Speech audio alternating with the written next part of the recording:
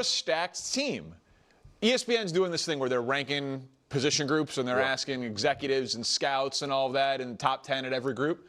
The Eagles had 2 of the top 6 offensive tackles in the NFL. Yep. They had a top 5 interior offensive lineman and an honorable mention interior offensive lineman. They have a top 10 tight end. When the receiver list comes out, they'll have a top 10 receiver. They had the number 1 running back. They had the 3rd ranked defensive tackle. They are a stacked team. Yeah. You know what's really funny about that? Is that we only want to have this conversation with Jalen Hurts and the Philadelphia Eagles. And it actually makes no sense. Because let's go through this, all right? We're going to go through a couple quarterbacks. But let's just start with the easiest low-hanging fruit. You see how we're talking about, like, well, he has a top wide receiver and a top 10 tight end and a top, defensive tackle or whatever. Travis Kelce, literally an all-time legend, all-time great. Tyreek Hill, top wide receiver. Chris Jones, top defensive tackle. Eric Fisher, D. Ford. Mitchell Schwartz, Anthony Sherman, Frank Clark, Tyrann Mathieu. See how we can just keep doing that? Top DB, top this, top that. Like, really? Matthew Stafford couldn't win a single playoff game. He could barely get to the playoffs in Detroit. He wins. Aaron Donald isn't an absolute monster. Von Miller, not an all-time great. Cooper Kupp, an absolute monster in his prime. OBJ, beast. Really? Like we're just gonna imagine that having Sean McVay as his head coach. We're just gonna make up stuff here, and it's really weird. It's so very weird how we want to keep doing this. Okay, it really, really makes no sense. Because we got the Kansas City Chiefs, 5 All-Pros, 6 Pro Bowlers in 2018. In 2019, 6 Pro Bowlers, 5 All-Pros. The Philadelphia Eagles, 6 Pro Bowlers, 6 All-Pros. But yet their team is why they won. Pretty much identical to the Philadelphia Eagles, or to the Kansas City Chiefs. But it's all about their roster. And you know what makes it even weirder? In 2022, when the Eagles went to the Super Bowl, Dallas Cowboys had 8 Pro Bowlers. They didn't go to the Super Bowl. Philadelphia Eagles had 8. They went to the Super Bowl. Minnesota Vikings had 7. They didn't go to the Super Bowl. San Francisco 49ers, 7. They didn't go to the Super Bowl. Kansas City Chiefs had 7. Philadelphia Eagles had 8. One is a stacked team, one isn't. Baltimore Ravens had 7. They didn't go to the Super Bowl. Buffalo Bills had 8. They didn't go to the Super Bowl. The following year, the Dallas Cowboys had 10. 10 Pro Bowlers. The San Francisco 49ers had 9. Did either of those teams win the Super Bowl? I don't think so. The Baltimore Ravens had 8. Did they even get to the Super Bowl? I don't think so. In 2024, the Baltimore Ravens had 11 Pro Bowlers. Now, I know some Lamar Jackson fans like to put on their tinfoil hat and say, they're doing that to make Lamar Jackson look worse, because that almost makes sense. The same people that vote for him to be a Pro Bowler and All-Pro and MVPs and all this, they're also simultaneously trying to boost the roster up to make him look worse. Like, that's one of the craziest conspiracy theories I've ever heard. Pittsburgh Steelers had 8. Detroit Lions had 8. The Minnesota Vikings had 7. And again, the Philadelphia Eagles had 6. Kansas City Chiefs had 5. One's a stacked team, one's not. Almost makes sense. And let's also just completely ignore Andy Reid and Spags, because we never factor that in ever. We never factor that in, like, literally ever. It almost makes sense. It almost makes sense. I mean, you want to talk about the Philadelphia Eagles. Again, they keep talking about the Eagles having this amazing O-line, and they had a great O-line. And I've said this now so many times recently because we just keep talking about the same things again and again. The Kansas City Chiefs had a better pass block win rate in 22 than the Philadelphia Eagles had in 24. 75% for the Kansas City Chiefs to 67% for the Philadelphia Eagles. 75. And again, and it's so crazy too, because it doesn't stop there. In 2022, the Kansas City Chiefs led the NFL in 178 pressures. They were just getting after the quarterback like insane, with 55 sacks that season. In 2024, the Philadelphia Eagles, when they won the Super Bowl, had 111 pressures and only 41 sacks. It's just amazing to me that we really want to just drill down and nitpick every little thing that this Philadelphia Eagles team has. Listen, I was praising Fangio. I was praising Kellen Moore. I don't recall anyone else really doing that. I remember a lot of people saying that the Philadelphia Eagles shouldn't have paid for Saquon Barkley.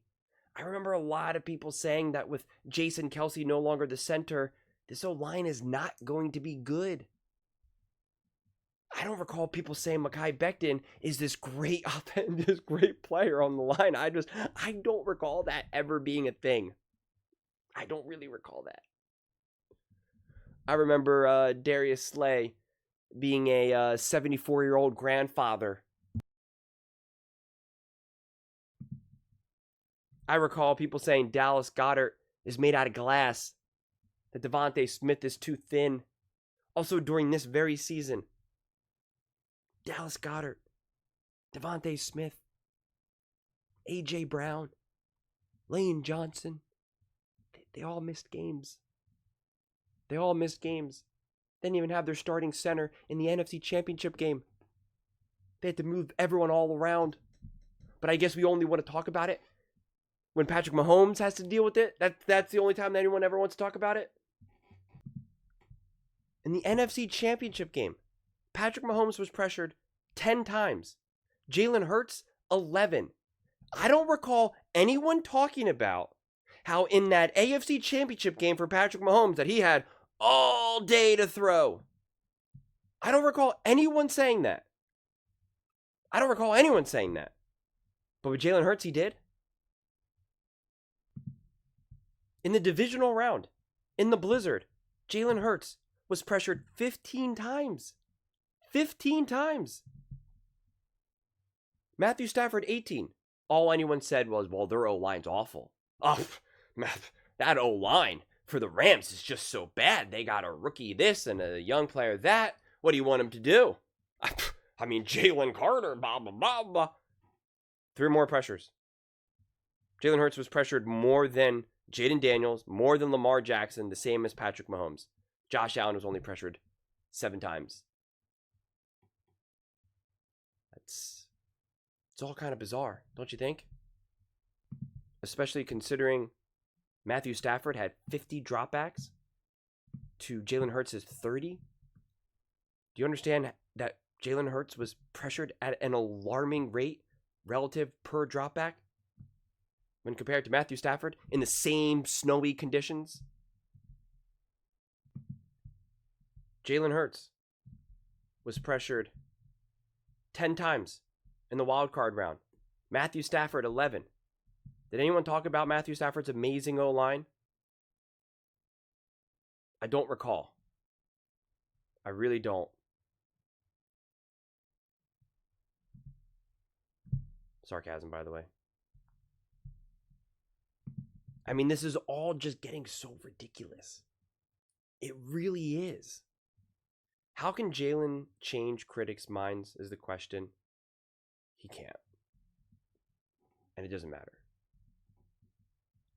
Because their opinion doesn't matter. Because their opinion is not based off of anything practical. Anything that's meaningful. It's consistently inconsistent. I'm okay with people ranking these other players ahead of Jalen Hurts or this or that, or like I said before, like I'm not trying to pretend like Jalen Hurts is like the best quarterback in the NFL. But when you use arguments like offensive line, weapons, this and that, you you lose any sense of credibility when you don't do the same thing.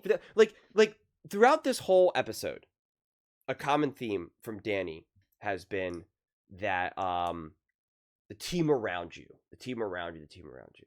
specifically with regards to Jalen Hurts, and it's just like what are we saying here? Matthew Stafford could not win a playoff game with the Detroit Lions. And year one, with Sean McVay and that roster, he wins a Super Bowl. When Patrick Mahomes' roster over the last couple of years took a dip, Patrick Mahomes' numbers plummeted to what they were before. And you want to say, oh, he won a Super Bowl. Yeah, with defense. That's pretty clear. That's very clear. It's just so absurd. I mean, it just doesn't make sense. I mean, the man's had a new offensive coordinator year after year after year, and then someone in the comment section before tried to act like that's not a big deal because Nick Sirianni's still the head coach and it's like his offense, and it's just like, oh my god, I don't even know where to begin with a comment like that. It's so absurd. I mean, it really is. And what's even funnier though is because like I know he's a big Justin Herbert fan, and I'm a big Justin Herbert fan. Like I think Justin Herbert's great. But like one of the defenses of Justin Herbert as to why he hasn't been able to really reach his potential is that he's had terrible coaches. He had two head coaches who have been fired, who will never be head coaches in the NFL ever again. Wildly inconsistent roster, wildly inconsistent run game, on and on. He's had his share of problems. Something the Philadelphia Eagles should have nothing but gratitude for, to not be how the Chargers are run. And when you put a great team around Jalen Hurts, he led an offense to set records. He individually set records. He won the Super Bowl and the Super Bowl MVP. By definition, you can't do any more. He had a record-setting playoff performance, multiple performances, won the Super Bowl MVP, won the Super Bowl, obviously, and over the whole playoff run, led the offense to the most points scored in the history of the playoffs. And one of those games in a blizzard. And both the NFC Championship game and the Super Bowl clearly could have scored even more, but we're like, nah, we're winning by so much. We're not the Detroit Lions or the Kansas City Chiefs. Let's be serious here. They've been known to run up the score once or twice. Just doesn't make any sense. It really, really doesn't. I believe every quarterback will be better with a better team. I do not believe that every quarterback with a great team will win the Super Bowl. I've seen Dak Prescott. I've seen Dak Prescott with an unbelievable roster, with more Pro Bowlers, more All Pros than Jalen Hurts had, with the same coordinator, with the same offensive coordinator. But technically more experience in the NFL, with a longer resume to actually be more established in the NFL. With Dan Quinn, an awesome defensive mind. And I've seen Dak Prescott play absolutely awful. Absolutely awful. Whereas I've seen Jalen Hurts actually elevate his game and step up huge. And I love that we want to take that away from him. We want to take away that one of the only quarterbacks in the NFL who actually elevates his game in the biggest moments. We want to just say, well, he had a great wide receiver. It's like, wait, what? I don't know. And you know what's so funny? This is what's so funny, because Kansas City Chiefs fans, specifically Patrick Mahomes fans, will essentially claim that I'm doing something like this. When I'm like, whoa, whoa, whoa, whoa, whoa. Patrick Mahomes is unbelievable. Patrick Mahomes is an all-time great. But when comparing him to what these other quarterbacks have to work with, Patrick Mahomes has clearly been gifted a lot. The Tyreek Hill, the Travis Kelce's, the Andy Reid's, etc., and I break it down. But I don't use that in a way to claim that Patrick Mahomes now doesn't deserve the credit, or that he's not great, or that he's not special, or that it's like, well, he had a great team and that's why he's winning and that's why he is who he is. Like like people are claiming, like, people don't want to give any credit to Jalen Hurts for this performance, for his victories and his success. They're not trying to put it in context. They want to, like, literally, if we're being honest here, they want to give him like 30%. Whereas I'm saying with Patrick Mahomes, he just gets like essentially like a 10% boost. Not 10% of the credit. I'm saying the system around him with Andy Reid, the defense, this, that, and the third, he gets like a 10%, 15% boost that, say, a Josh Allen or Lamar Jackson or, whoever doesn't necessarily get the benefit of receiving. And that now ends up being the difference, especially when you're winning games by like 1 point, 3 points, whatever it may be, these really weird, close, especially playoff games. But that's not what happened with the Philadelphia Eagles. They absolutely dominated. They absolutely destroyed the Commanders and destroyed the Kansas City Chiefs. I could see a better argument here if these games were closer. If the Philadelphia Eagles just snuck on by the Kansas City Chiefs and won by 1 point, that's it. And it was a missed extra point by, but with the Chiefs, then I could understand a little bit. I really could. You could make the argument. And if Jalen Hurts in that said game threw for 220 yards, he was like 18 for 30. He had 1 touchdown. Saquon had 135 yards. Like, then I could understand. I really could. You could, that argument would hold some weight. We could be like, all right, they won the Super Bowl, but like, let's be clear here how this happened. Jalen Hurts didn't do a whole lot. Saquon Barkley was clearly the engine of that offense. The defense stepped up big. There was a missed extra point. I could get it. I really could.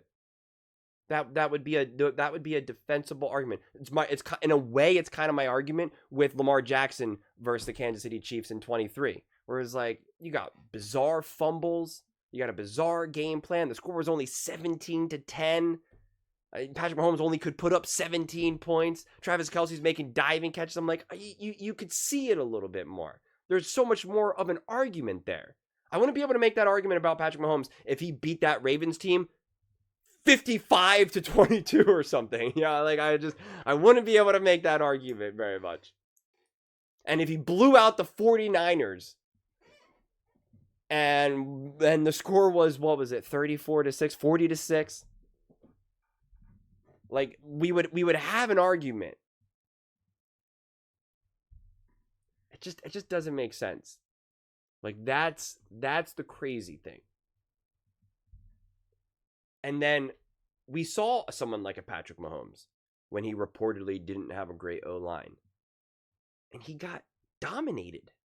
He got destroyed. He got literally humiliated against the Tampa Bay Buccaneers. And he had Tyreek Hill. He had Travis Kelce. He had Andy Reid. Like, he had all those things. And it wasn't good enough. So the conversations we're having, they just fundamentally don't make sense because they're so inconsistent when we want to apply these things. And the problem is that you got to really know how to stick the landing. You got to know how to have the conversation. Which is why I referenced the conversation that I've been having recently about Patrick Mahomes and some of the gifts that he's getting.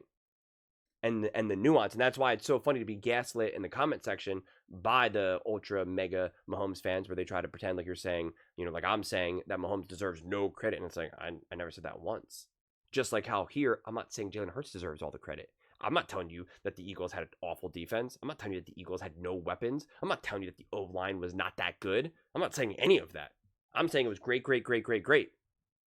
But people are trying to pretend like it was that these wins were so inevitable and that Jalen Hurts had literally nothing to do with it, and that you could throw in Dak Prescott, Brock Purdy, Baker Mayfield, that you could throw in any of these other quarterbacks and that they would win. Which, again, is the same thing that Kansas City Chiefs fans claim what I'm saying about Patrick Mahomes. And that's not what I'm saying. I'm saying Joe Burrow would be great. Josh Allen would be great. Lamar Jackson would be great. Jalen Hurts would be great with the Kansas City Chiefs. I'm not telling you Dak Prescott and Baker Mayfield are winning Super Bowls with the Kansas City Chiefs. I'm not saying that at all. Would those quarterbacks all be better with Andy Reid and that offense? Absolutely. I'm not telling you they're winning 3 Super Bowls. So you got to know how to have the conversation. You got to understand it. You got to actually understand the nuances of it. I mean, I plan on making a whole bunch of other videos just off of this clip because it's insane. There's another section that I'm going to cut out and make a video about the 2-2 record when they asked Jalen Hurts to throw, and it's like, okay, yeah, let's actually talk about that. Let's actually talk about that. And there was another segment I wrote down somewhere, I forget. That I want to discuss. I don't know, stack team 2-2 record. I'll have to take a look. There's just so much mess here. So much mess. But those are just my thoughts. I'd absolutely love to hear yours. What do you guys all think about Jalen Hurts and his stacked roster? And that's, it's the only reason why he wins. Let me know in the comments below. I read every single comment. So whether you agree with me or disagree with me, either way, let's get in some discussions. Let's get in some fights. But ultimately, let's just have some fun. And please do consider subscribing. We're building an amazing community here, and I absolutely love to see you part of it. I want to build something that we all genuinely feel connected to. Something that we're really excited to be part of. I think we're on our way to doing it. Please don't forget to give this video a thumbs up. This really does help the visibility and the algorithm. Thank you so much. See you next time.